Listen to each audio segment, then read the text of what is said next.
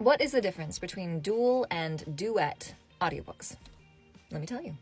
A dual style narrated audiobook means that there are typically two, sometimes more narrators, and they will read all of the characters from their point of view chapters. So if I am reading all of the female point of view chapters, I will read all of the dialogue from all of the characters, male or female, that are in my chapters. Same goes for my co-narrator. If it's a male point of view chapter for chapter 2, he will read all of the characters, male, female, and all of the narrative, and our voices typically do not overlap.